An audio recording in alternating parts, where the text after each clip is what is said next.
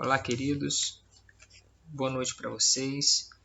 Que a paz e a graça de Cristo Jesus esteja convosco. Amém? É um prazer muito grande poder estar aqui convosco mais uma vez, nessa madrugada, para vos deixar uma palavra de Deus ao seu coração. Amém? E o texto que eu gostaria de tomar por base nessa noite, o texto sagrado, que eu gostaria de tomar por base, está no livro de Salmos, Sefer Tehillim, livro de Salmos 51, verso 10, que diz assim o texto sagrado: Cria em mim, ó Deus, um coração puro e renova em mim um espírito reto. Amém? Vamos tentar compreender um pouco o contexto histórico desse Salmo 51 e o porquê que Davi está escrevendo esse texto, esse poema, porque Salmos, apesar de ser um hinário, são poemas, são hinos escritos em forma de poema, dentro do poema, dentro do contexto de poemas hebraico ou judaico. Amém? E por que Davi está escrevendo isso para Deus? Salmo 51, verso 10. Cria em mim, ó Deus, um coração puro e renova em mim um espírito reto. O Salmo 51, Davi vai escrever juntamente com o Salmo 32 e 38, após cometer o pecado de adultério com Batseba. Davi olha para Batseba e ele apaixona-se por Batseba. Porém, Davi sabia que Batseba era esposa de Urias, seu braço direito. E Urias era um soldado, dentre os soldados do exército israelense na época do monarca Davi, que foi o monarca, o segundo monarca, o monarca intermediário, ainda da monarquia unida em Israel, que teve uma trilogia de reis. Nós falamos isso aqui já algumas vezes, só para fixar melhor. E Davi queria porque queria Batseba. O que Davi faz? Ele coloca Urias na frente de batalha para ser morto. E quando Urias morre em frente de batalha, ele coloca propositalmente Urias na frente de batalha para ser morto. E quando ele fica sabendo, através de um mensageiro, que Urias estava morto, o caminho foi aberto. Ele toma Batseba para si, tem um filho com Batseba, adultera com ela e fica em silêncio. Olha só, Davi era um rei, um monarca em Israel. Ele manteve durante mais de 9 meses um silêncio do seu erro e do seu pecado. Na sua concepção, talvez, por ser rei e por passar um longo período de tempo, talvez na sua concepção ou na sua mentalidade, Deus havia acobertado o seu erro.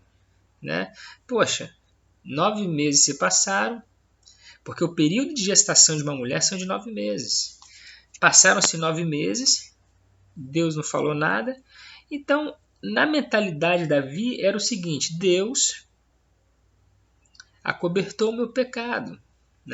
Deus não percebeu o que eu fiz. E ele protelou durante muito tempo. No entanto, Deus estava esperando Davi se quebrantar. Davi confessar o seu pecado a Deus, mas Davi não confessa. Então, percebendo Deus que Davi não confessa o seu pecado, o próprio Deus suscita o profeta Natã para lhe apontar o pecado.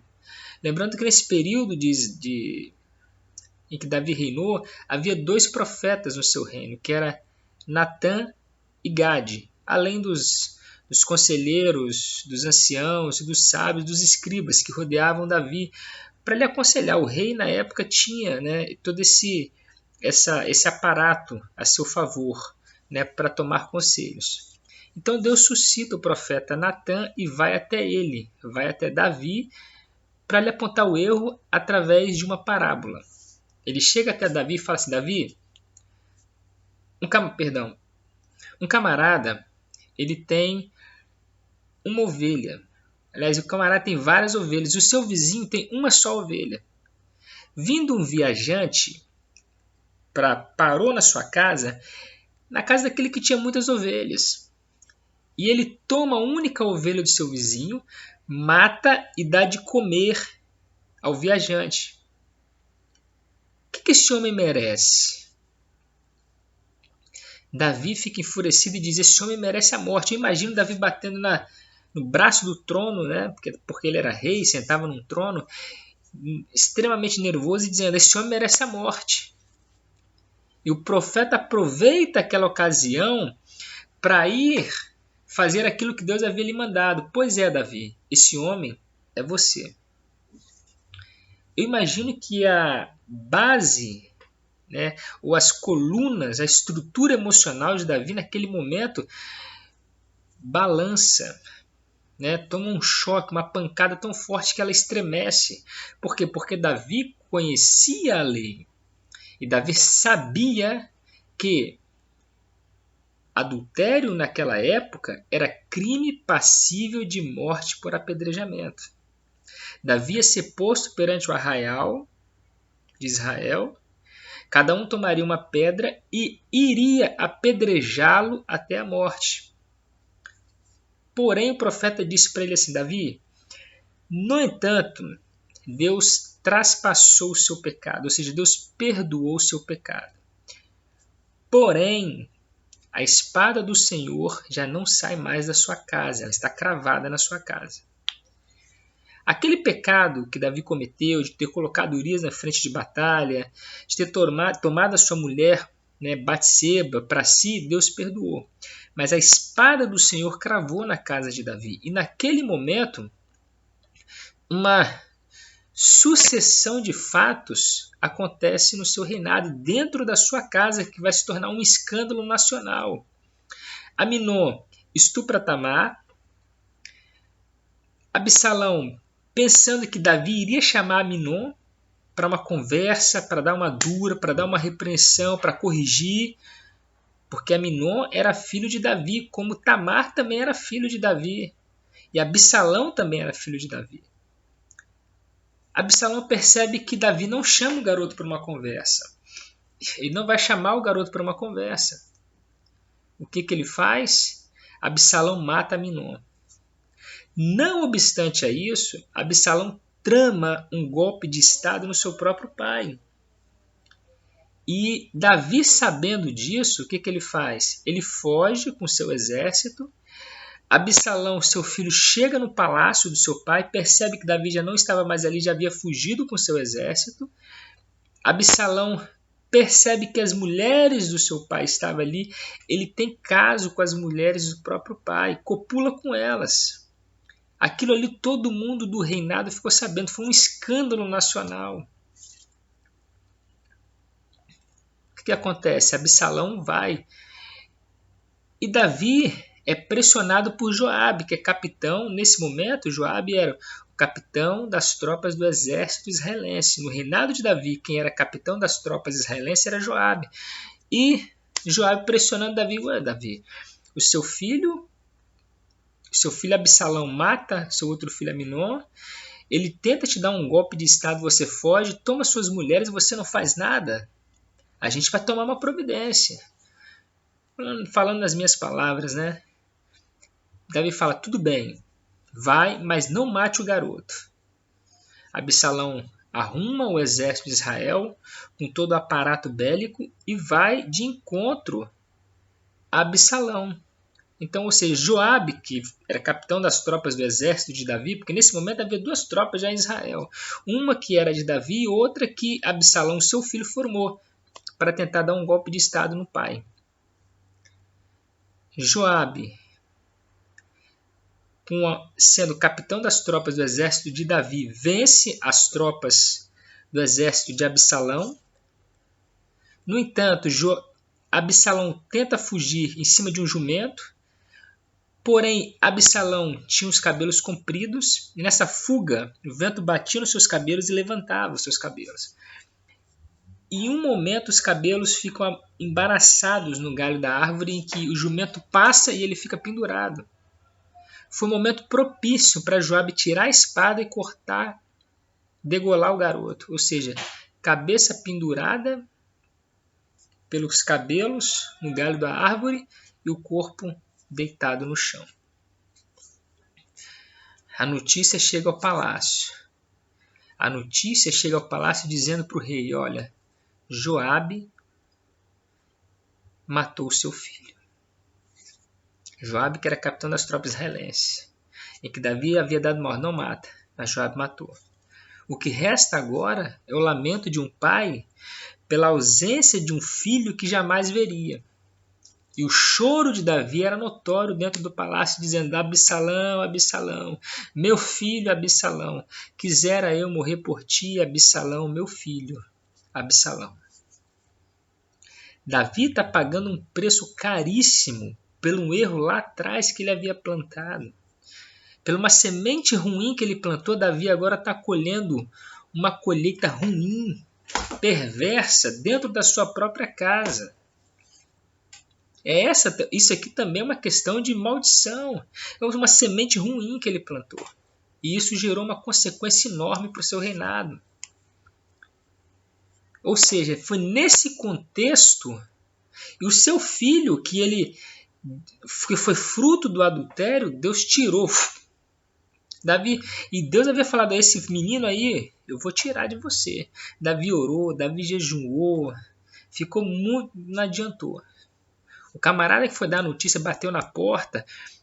O servo dele ficou até com medo, porque na época um rei, ele podia, dependendo da notícia, ele não podia gostar e matar o servo, tirar a espada e matar ele mesmo ou mandar matá-lo. Era quase que enfim, né, um semideus, mas enfim, um D minúsculo, né, porque Deus com D maiúsculo só existe um, pelo menos é o que eu creio, né, o Deus de Israel. Naquele momento, seu servo fica com medo de dar resposta para ele, mas tem que dar. Davi abre a porta, o servo nem olha para o chão, não olha nem para os olhos de Davi, olha para o chão. E naquele lance, Davi já havia entendido. Davi, tudo bem, já entendi. Deus tirou meu filho. Davi lavou o rosto, passou um unguento no cabelo, né? Era uma espécie de perfume que se passava no cabelo para dar um cheiro, né? Ficar cheiroso, né? E saiu. Deus me deu e Deus levou. Amém. Uma sucessão de fatos. E foi nesse interim de dor, de angústia, de tristeza, pela colheita ruim da sua semente ruim que ele plantou, é que nasce o Salmo 51, 32 e 38. O Salmo 51, Davi está dizendo, cria em mim, ó Deus, um coração puro e renova em mim um espírito reto.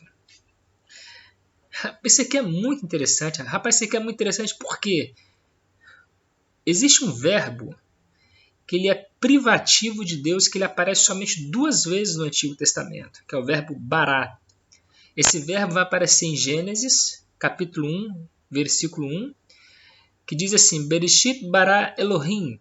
Bereshit, no princípio, bara, criou. Elohim, Deus. Né? Existe uma questão histórica em relação a Elohim, porque está no plural aqui. I, Y e M, todas as vezes que você vê no hebraico, I, Y e M está no plural. Elor é o singular. Mas Moisés tinha essa ideia da Trindade Santa desde aquela época. E ele coloca Elohim, não Elor. Porque aí você se pergunta, por que não coloca Elor, que é singular, para referir-se a Deus? Porque ele que foi o criador dos céus e da terra. Por que Moisés utiliza-se a palavra Elohim no plural? Porque ele já tinha essa ideia de Trindade Santa. Mas isso aqui fica para uma outra hora. Um outro vídeo, né? Fica para outra hora. Então tá lá. Bereshit, no princípio, Bará criou. Elohim, Deus. Por que isso? Bereshit no princípio. Bará criou Elohim, Deus. Bará significa, a etimologia da palavra bará no hebraico significa fazer surgir do nada. E esse mesmo verbo, que ele é privativo de Deus, ele aparece pela segunda e última vez no Antigo Testamento, em Salmo 51, verso 10, quando Davi diz: cria em mim, ó Deus, um coração puro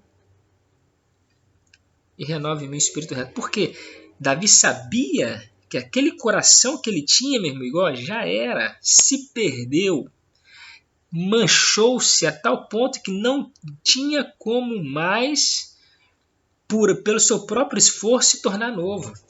Ou seja, Davi estava em um beco sem saída. Davi estava num labirinto em que ele procurava sair desse labirinto, não tinha saída. Beco sem saída, pimba. Não tem mais saída. Davi tinha essa consciência. Esse coração aqui já era, manchou. Davi literalmente precisava de um milagre na sua vida. E esse milagre só Deus podia fazer. Só Deus podia tornar novo o coração de Davi. E isso fazer surgir do nada, como Deus fez as coisas surgirem do nada. Haja luz e houve luz. Haja uma porção seca e houve uma porção seca. Isso só Deus faz. Fazer surgir do nada, só Deus pode fazer isso, e mais ninguém. E nem o Big Bang pode fazer surgir do nada. Porque da onde veio a vida em si? Ainda que haja uma evolução, mas da onde que veio essa partícula tão minúscula e mais antiga? Dedo de Deus, né? Então, e aí? Não tem respostas, né? Realidade. Ainda que haja, né, que houvesse, mas então fazer surgir do nada só Deus pode fazer. E Davi pega esse verbo que é privativo de Deus e utiliza ele, Senhor, bara, cria em mim um coração puro, ou seja, faz surgir em mim um coração puro. E isso do nada, porque esse coração aqui já era, se perdeu. E há momentos que a gente sabe, há momentos na vida que a gente sabe que o coração da gente não está legal. A gente fica tentando ocultar as coisas, né? Empurrar com a barriga, acobertar, dizer, não, está tudo legal, e não está nada legal. Tá, não. A grande realidade é que há momentos que nós cometemos erros que não é desfazendo da ciência, né? A ciência é uma bênção aí, mas que a psicologia, a filosofia, a psiquiatria não vai resolver, meu irmão. O que vai resolver é confissão de pecados, é confessar a Deus. E não adianta protelar. Repito, isso aqui é uma bênção. Filosofia, psicologia, psiquiatria, enfim, essas ciências são uma bênção. Mas tem coisa que a gente sabe que é você com Deus. Tem coisa que a gente sabe que não é horizontal, você se abrir com o homem, com seus amigos, né? Com pessoas que você confia. Você sabe que tem momentos que ele é vertical, é você e Deus. É chamar Deus, olha, agora é uma conversa eu e o Senhor, uma conversa séria que eu estou precisando ter com o Senhor, de amigo. De filho para pai, rapaz. Deus escuta você, Deus conhece você, o que Ele mais quer é te escutar. Ele conhece a sua dor, seu sofrimento, suas angústias, conhece seus momentos de alegria, de felicidade, seus momentos que você já se perdeu no caminho, que você já não é mais o que você é. Deus conhece, sabe tudo isso, né? E Davi utiliza-se desse verbo, bara, cria, fazer surgir do nada. Ele fala assim, eu cria. Que está lá, Bereshit Bará, criar. Cria em mim um coração puro e renova em mim um espírito reto. A palavra renovar significa tornar novo aquilo que um dia foi novo, porque agora está velho. Porque o prefixo re dá a ideia de que o novo um dia foi novo. Com o passar do tempo tornou-se velho, antiquado. E ele diz aqui, renova. Interessante porque ele não usa a palavra inovar. Inovar não existe. É renovar. Inovação é coisa lá de fora. É que você pode fazer no seu trabalho, enfim, uma série de coisas. Isso não é errado lá fora. Mas aqui não. Tanto que a Bíblia, Paulo exorta Timóteo, fuja das inovações, porque não há inovação no Evangelho. E Salomão já falava sobre isso lá em Provérbios, foge de quem busca inovação. Renovar é diferente de inovar. Renovar é tornar novo aquilo que um dia foi velho. Inovar é você tirar aquela base que lhe foi passada e colocar uma outra base. né? Então esse é o contexto histórico, né, do Salmo 51, verso 10. Cria em mim, ó Deus, um coração puro e renova em mim um espírito reto. Isso é interessante porque se você ler os outros salmos, 32 ou 38, você vai ver Davi com um coração quebrantado, extremamente quebrantado. Senhor, tem misericórdia de mim, porque as suas vagas, né, ou seja, grandes ondas passam sobre mim. As suas flechas cravaram na minha carne, não há coisa sã na minha carne mais. Davi está com o coração extremamente arrependido e quebrantado, porque agora ele está vendo as consequências dos seus erros. Foi um erro consciente, um erro premeditado. A gente sabe que existem dois tipos de erros. Existe um erro que é consciente, que é premeditado. Eu estou premeditando um erro, milimetricamente calculado. Foi o caso de Davi aqui. Mas existem erros que são inconscientes. Eu cometo e nem percebo. Né? Tanto que a pessoa, eu nem percebi. E Davi fala sobre isso no livro de Salmos.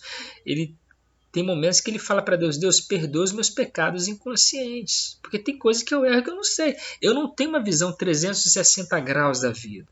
Eu não posso saber de tudo. Eu acho que tem uma frase de senhores... há uma frase do Sir Isaac Newton, que foi um grande cientista, né, inglês. Ele fala o seguinte, olha, o que sabemos é uma gota, o que negligenciamos é um oceano. Ou seja, o ser humano tem limitações, você não vai ter a percepção total de tudo que está à sua volta. Né? É por isso que tem uma frase que um amigo me disse que fala assim, o que um não vê, o outro vê. Né? Por isso que é importante o trabalho em conjunto. Porque existem coisas que você não percebe e outros vão te dar um toque. Você podia melhorar. Realmente. Se você com o tempo analisa aquela proposta e fala, realmente eu preciso mudar em alguma coisa aqui.